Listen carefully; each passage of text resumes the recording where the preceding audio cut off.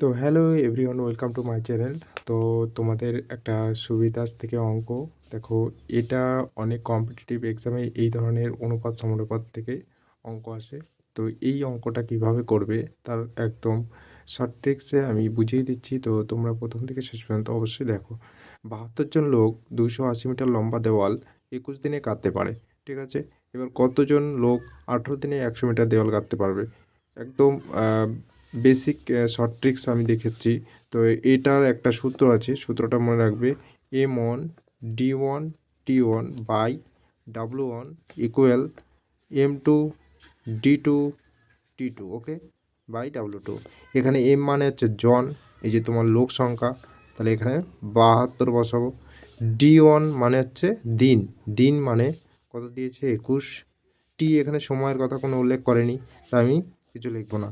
আর work কি বলেছে, যে ২৮০ মিটার লম্বা, তাই এখানে লিখব ২৮০ মিটার লম্বা, ঠিক আছে? তাহলে ২৮০ মিটার লম্বা দেয়াল গাচ্ছে, তাহলে এটা কাজ, ওয়ার্ক, তাই না? M2 কি বলেছে, M2 কিছু দেয়নি, কতজন, তাহলে M2টা থেকে গেল। এখানে কি বলেছে, দিন কত বলেছে, ১৮ দিন, ঠিক আছে? আর টাইমের কথা উল্লেখ নেই।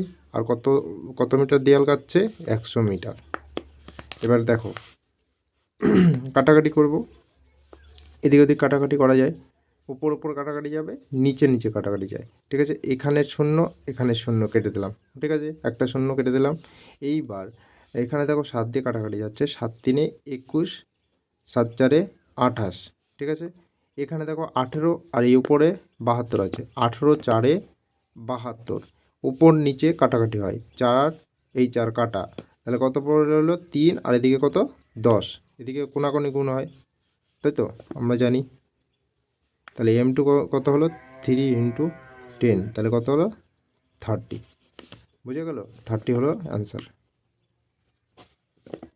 দেখবে এই দেখো অপশানে দেখতে পাচ্ছি এটা অ্যান্সার।